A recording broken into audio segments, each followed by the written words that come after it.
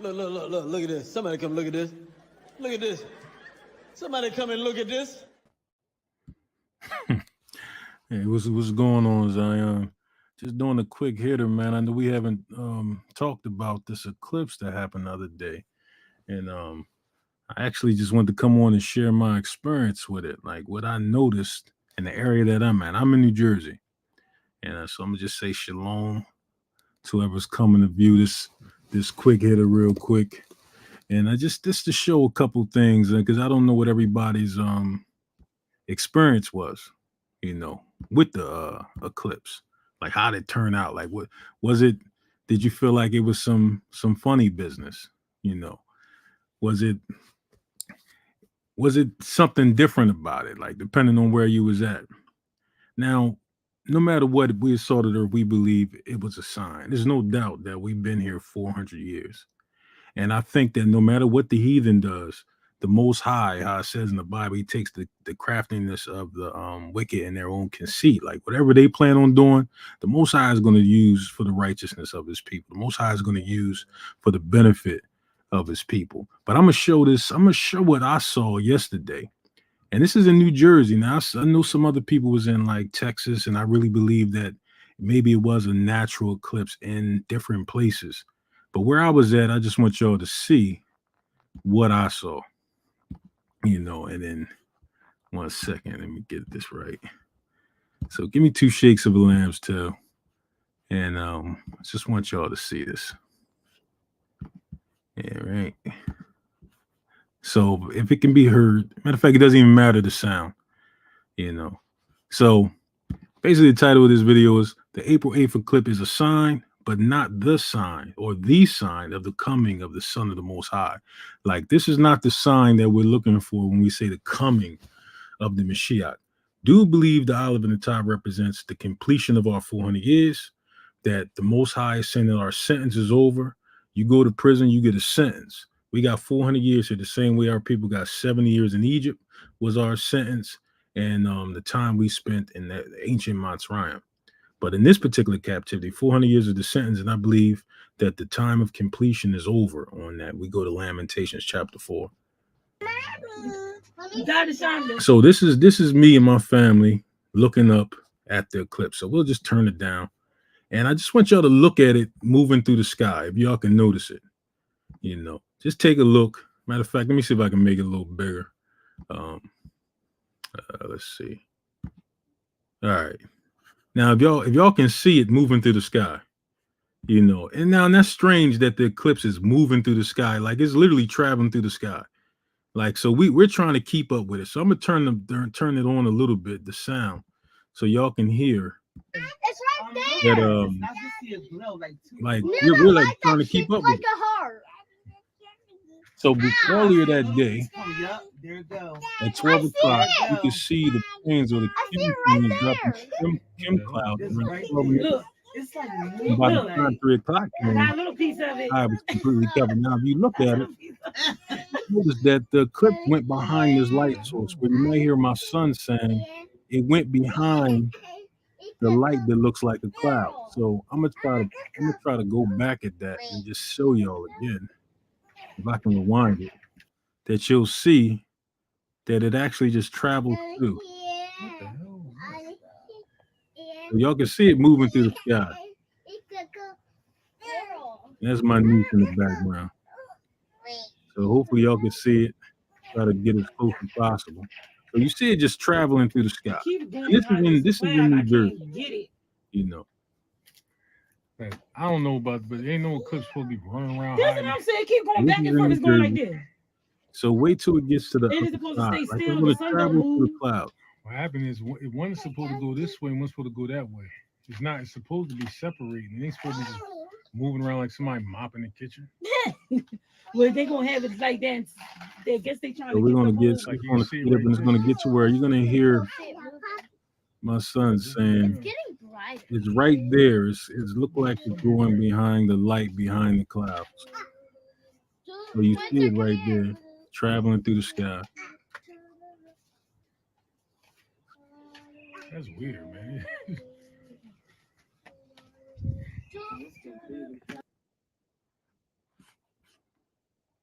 So we just trying to keep up with it.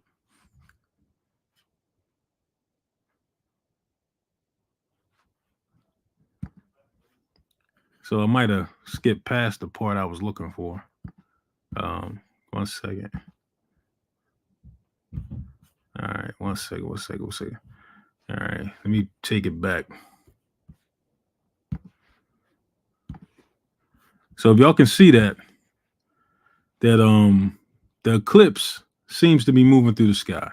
You know, it's not stationary. You know, it's actually moving, you know, whatever it's supposed, you know, it's not doing what you would think it would be doing. You know, it's actually just sliding through the sky. So it makes you wonder what you're looking at, like what's happening, you know.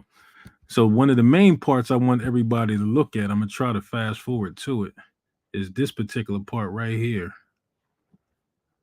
It's right there. Now, if you see it, this is some type of light source, like right here. And what happens is it just, let me see. Give me 1 second. 1 second. It's a light source, and it goes behind this light source, that shit and then it comes out on the other side. I see a little piece coming. Yup, there it goes. I see There it it. go. I see it You right see it come there. out the other side. What the hell is It's that? right there. Look. It's like moving Look. like. I got a little piece of it. A little piece of it. So as you see, it was a light source there, and then it goes through this light source. You know, for whatever reason, that's how it worked out. It went through this light source. So I don't know if everybody can keep up with that. So let me get back to the nitty gritty of it. Let me stop sharing my screen and start over because I'm pretty sure it's looking crazy. All right. So 1 second.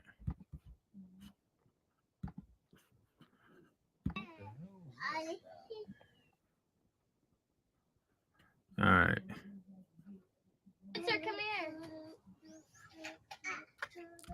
So when we think about the sign of the Mashyach, the sign that we should be looking for when it comes to the coming of the Son of Man, if I can get it to sync back up. That's weird, man.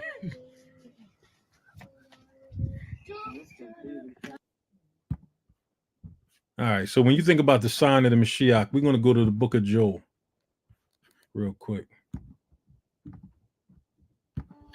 That's weird. Now, when we go to the book of Joel, it says in the book of Joel 2:30, and I will show wonders in the heavens and in the earth, blood and fire and pillars of smoke.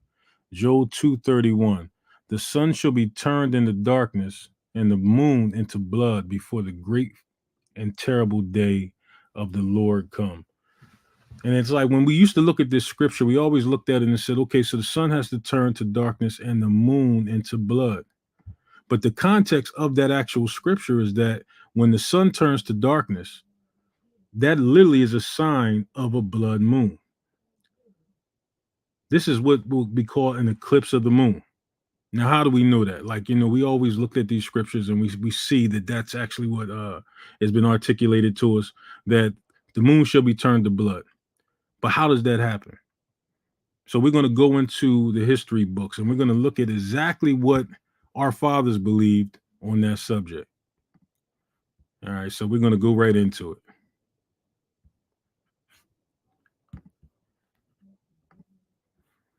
We're going to go into the book of Josephus. Now, in the book of Josephus, it says, and this is Josephus, Antiquities, chapter 6, section 4, but it says, but Herod deprived this Matthias of the high priesthood and burnt the other Matthias who had raised the sedition with his companions alive. And that very night there was an eclipse of the moon. And also in the commentary notes, it explains this is a little before the death of Herod the Great. So before, when Herod had killed the two high priests Matthias, it says there was an eclipse of the moon. And this actually goes exactly with what Philo said would happen when you do see an eclipse. And that's what we're going to read here. It says in the book of Philo on Providence, fragment 2, and the principle which causes the rainbow is also the same which in some degree regulates eclipses. For eclipses are a natural consequence of the rules which regulate the divine natures of the sun and moon. And they are indications either of the impending death of some king or of the destruction of some city. So Philo says that an eclipse is a sign. It's a sign of some death of some king or the destruction of some city. So when we look back at Josephus, what type of eclipse was he looking at? What type of eclipse was he looking at when Matthias, the high priest, was killed by Herod and when Herod had died? That the Most High showed a sign in the heavens. And mind you, we're not saying go by these signs. The scripture says, don't be dismayed at the signs of heaven, for the heathen are dismayed at them. But the Most High did give us particular signs to look at least according to what we should be looking for the coming of the Mashyach. So our fathers looked more to a eclipse of the moon as a sign of some prophetic thing or some future thing happening, or some sign from the Most High. They looked at an eclipse of the moon, which actually happens more frequent than the one that we saw the other day. You know, at least some of us saw the other day. So we're going to go on to another part, because the eclipse that actually people used back in the day that actually could be used or misused is the eclipse of the sun. And here you have an example of an eclipse of the sun, like we seen the other day, and then we have an eclipse of the moon. And this is the book of Philo, special laws, contains to have a reference to the 8th and 9th, 10th commandments. Thou shalt not bear false witness. It says, for as in the case of eclipses of the sun, the rays which have for a brief moment been obscure, a short time afterwards shine forth again, exhibiting an unclouded, far-seeing brilliancy without anything whatsoever or whatever coming over the sun at all, but one unalloyed blaze beaming forth from him in a serene sky. So also, even though some persons may deliver predictions, practicing a lying art of prophecy and disguising themselves under the suspicious name of prophetic inspiration, falsely taking the name of God in vain, they will be easily convicted. For again, the truth will come forth and will beam forth, shedding around a most conspicuous light, so that the falsehood which has previously overshadowed it will disappear. The main eclipse that we saw in the Bible, when the Most High did what we would call the total eclipse, like we saw the other day, was when we was in ancient Egypt. And that particular eclipse that happened during the day happened at a time where the Most High had the sky filled with clouds. And that eclipse lasts 3 days. And it was 3 days of darkness in Egypt. Now, when the eclipse comes and goes, a lot of times you have, at least according to Philo, at least at that time, they would practice some lying art of prophecy. Now, we believe unequivocally that the eclipse was a sign of the end of the 400 years. But I've seen some things online where people were saying it was a sign that the Mashyach was coming back. I seen one Christian teacher teach that within 90 days, I believe the Christian church would be raptured based off of the sign of the eclipse yesterday, that they would be raptured in 90 days. Now, prophetically, we know a lot of things have to happen, but what was the actual eclipse or what was the signs in the heavens that the Most High told us to be aware of? What was the one that the Mashyach or Christ told us to be aware of? And we're going to go right back to it. One of the main signs was an eclipse of the moon, and that was the one that Josephus had saw. So we look in Revelations, and I beheld when he had opened the 6th seal, and lo, there was a great earthquake, and the sun became black as sackcloth of hair, and the moon became as blood. And when the moon becomes as blood is because the sun is blacking out the moon now, and it's actually considered to be when the sun goes black. If you look up an eclipse of the moon, it gives a description of the moon or the sun being black. So when we look at the scriptures, it says, and the sun shall become black and the moon shall be blood. The reason the moon is turning into blood is because the sun is black, or the sun is covering it. So it's not two separate circumstances, but it's the one is the means for the other. The sun, just the reference or the terminology is the reference is making the moon turn into blood because the sun is blackening it, and then you have something called a blue moon, or a red moon, or a red or blood moon. And in some situations, you got something called a super blood moon. Now, the next blood moon, or the next one in its totality, happens in March 14th of next year. Now, mind you, look, we're not making no prognostications. That is not what we're doing. So nobody's telling you to look out for the next blood moon. But the last one was actually in November 8th of 2022. And these were the type of things that our people look for. I don't know if anybody ever seen a super moon before. If you ever seen a super moon before, imagine seeing a super blood moon. Like, imagine seeing a super moon. Now, this is the next time you'll have what you would call a blood moon. Imagine if that moon is a super blood moon. Now, in the scriptures, like we were just showing, was that our people, the sign, or the eclipse that actually was the sign of the impending death of some king or destruction of some city, was actually the eclipse of the moon. And the eclipse of the moon is what the terminology is, a blood moon. And like I said, we're not making any prognostications, and we're not saying that there was no eclipse yesterday. Obviously, there was an eclipse, at least in some places. But in New Jersey, it looked like the heathen was trying some things in this particular area. It didn't look how it looked in Texas. It didn't look how it looked in other areas inside the United States. And I mean, and then I guess you can go online and you can see that some people are saying different things about it. I'm under the yes, brother Cleo is still with the fam. I'm under the impression that, let me see. It says, yeah, brother C. I see him elsewhere from time to time. I haven't seen him.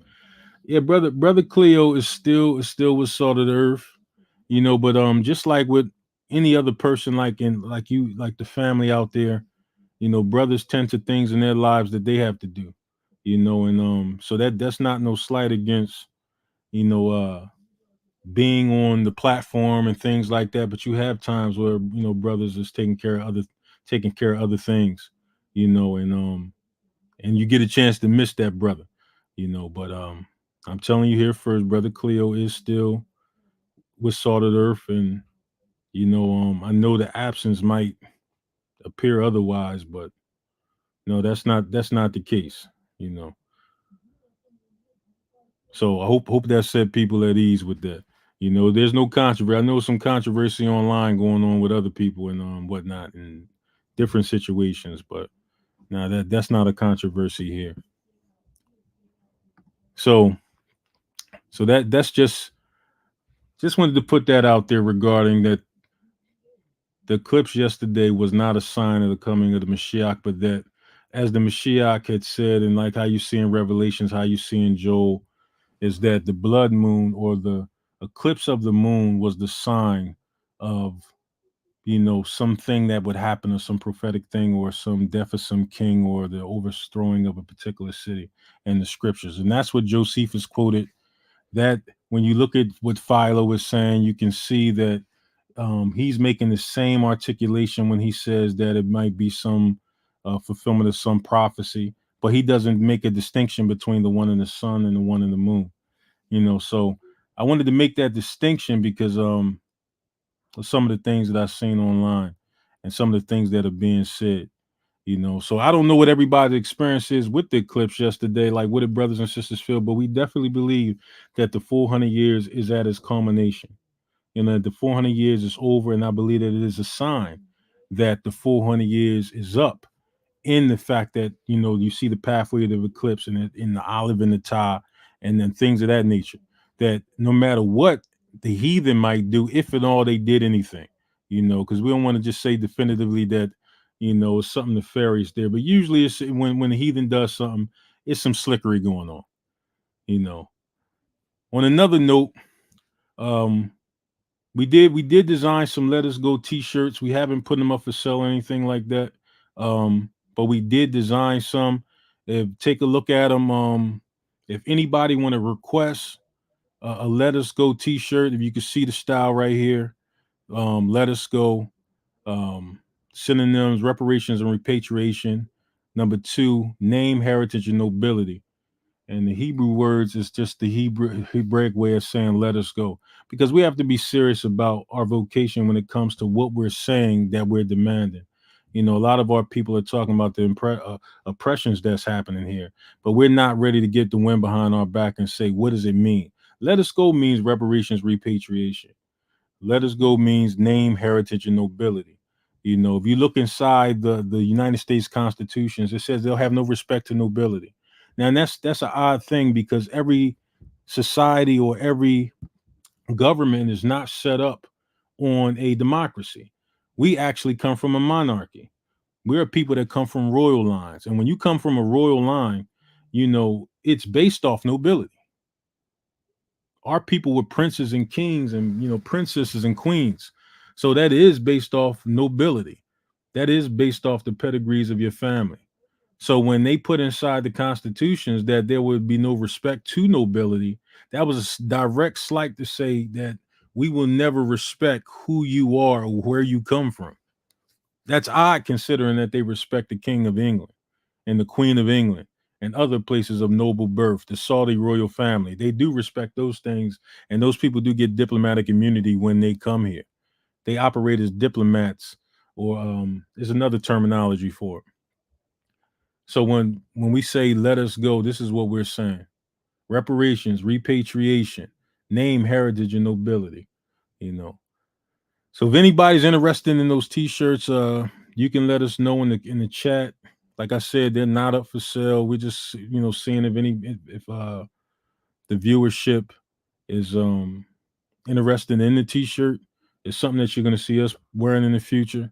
You want to support us at our Cash App is $ Salt of the Earth 777. I am interested to see, how did anybody in here witness the eclipse? Did you witness it? Right. But when it's Josiah Ben says Psalms 83, cut us off from our heritage and noble remembrance. But with the end of the 400 years is also an end of us not connecting to our heritage and nobility. Where are you at, Josiah Ben Yehuda? Like, where are you located? I'm in New Jersey, and I showed the video of what I saw. And in this area, the eclipse was going through the sky as if it was moving. It didn't stay still. It wasn't at the pinnacle or the height of the heavens and just stood in the same spot. This one was actually sliding through the clouds, and that's what I tried to show in the video, to show that it was moving around. That's why I showed the history on the eclipse that our people looked at as a sign. We did look at the eclipse of the moon as a sign, and the scripture testifies of that in Job when it says the sun shall be black and the moon turned into blood. That's a direct reference to eclipse of the moon, which is a blood moon. Am I saying that we should just constantly be looking for blood moons? No. I'm not saying, hey, the next blood moon is anything. There are a lot of prophetic things that have to happen, and but the blood moon is a sign. It is a sign according to the scriptures, when the scripture says that the moon shall be turned to blood. So that's just something that we're putting out there. When it comes to the solar eclipse, I believe, which of the day, we inside the scriptures, the only time we have ever seen something prophetic with a solar eclipse, and that's even out of the mouth of the historians, was when we were in Egypt, and that was accompanied by a lot of clouds around that eclipse, and then it lasted for 3 days. So once it goes past a couple minutes, then you know that it's a regular eclipse. But like I was saying before, the olive and the tie, I think no matter what, the sign of our 400-year captivity is over. Matter of fact, I'm gonna grab up Lamentations real quick, and let's look at Lamentations chapter 4. And this is what I believe we're looking at. Matter of fact, let me make sure y'all can see let me make sure y'all can see. Let me share my screen again. You want to go to it, you can go to Lamentations chapter 4. Because inside Lamentations chapter 4 says, thine iniquity is accomplished. So let's go to Lamentations chapter 4. And that's what I believe the eclipse is if anything, is a sign of that. So Lamentations chapter 4, and we'll start off at verse 17. And it says, see if I can get it bigger than that. I ain't going to go no bigger. But anyway, it says, as for us, our eyes have yet failed for our vain help. Our vain help is because we seeking the same people that's oppressing us to help us. In our watching, we have watched for a nation that could not save us. They can't save us because they're the ones doing the oppressing. Oftentimes your hero is not the one who is the one that comes to your rescue, because he's the one who's actually afflicting you. So he can't be a hero. It says they hunt our steps, that we cannot go in our streets. Our end is near, our days are fulfilled, for our end is come. Our persecutors are swifter than the eagles of the heaven. They pursued us upon the mountains. They laid wait for us in the wilderness. The breath of our nostrils, anointed of the Most High, was taken in their pits, of whom we said, under his shadow we shall live among the heathen. Rejoice and be glad, O daughter of Edom, that dwelleth in the land of Uz. The cup also shall pass through unto thee. And that's what another thing I believe the eclipse was a sign of, is that the cup is about to pass to Esau. The cup is about to pass to our oppressor.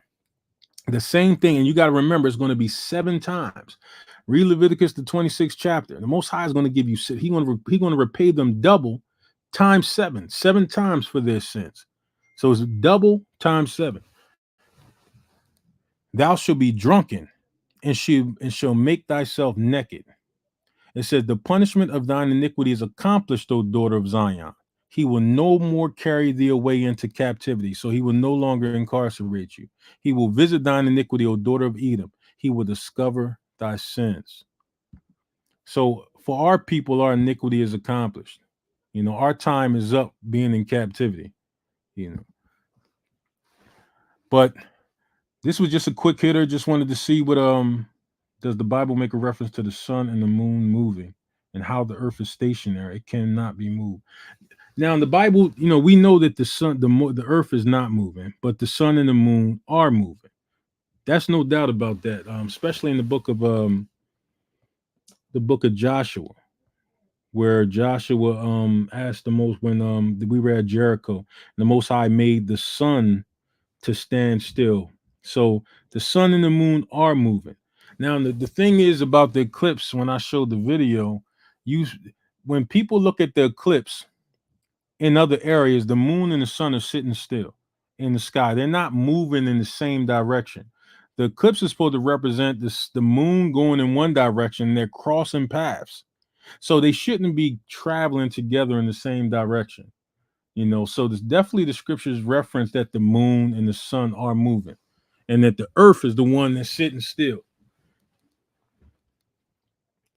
But that representation that I showed in the video, it just is something didn't sit right about it, considering, like I said, it was a light source up there, and then the eclipse went behind it and came out the other side.